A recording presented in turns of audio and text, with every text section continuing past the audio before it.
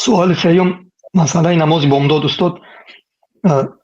میخواستم که مقصد از آفتاب نبرآمده است لیکن اما زردش یا سرخی هم آفتاب هست همینجا بامداد قضا میشد یا که نه؟ مثلا در بعض دولت ها همیشه چیز هست نه تاریک است لیکن از یک طرف سرخ هست.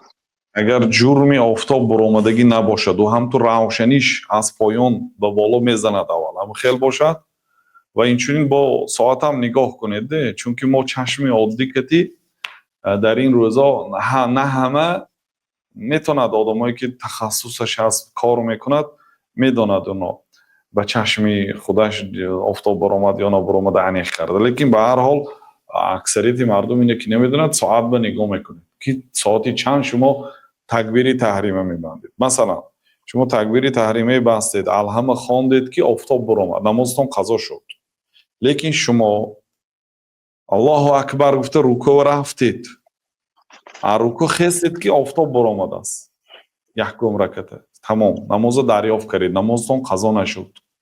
من ادرک رکعتا مع الامام فقط ادرک الصلاه و من ادرک نماز حدیثی دیگر است و من ادرک رکعتا من صلاه العصر فقط ادرک الصلاه.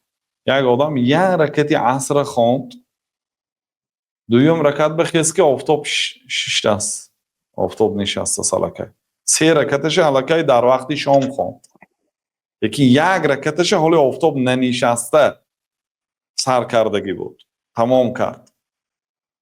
بنابراین رکعت یکم در این حالت رو تیز میخوانید تا اینکه نماز رو دریافت کنید نماز قضا نشود. سه رکعتی دیگه تان در غیر وقت نماز است لیکن شما وقت دریافت کردگی به حساب میشید. من ادرک رکعتا من صلاه العصر فقط ادرک الصلاه.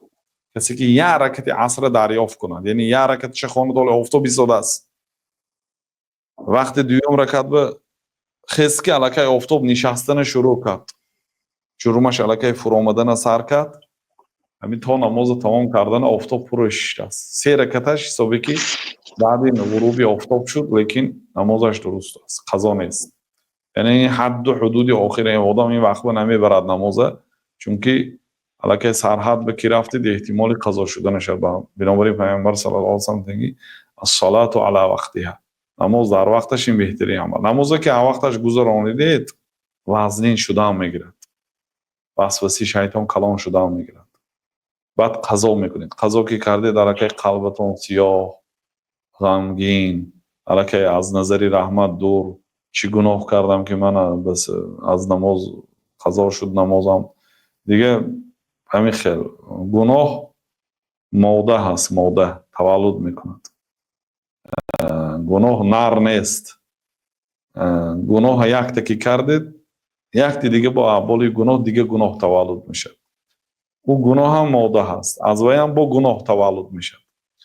بنابراین از گناه ها تولد شده میگیره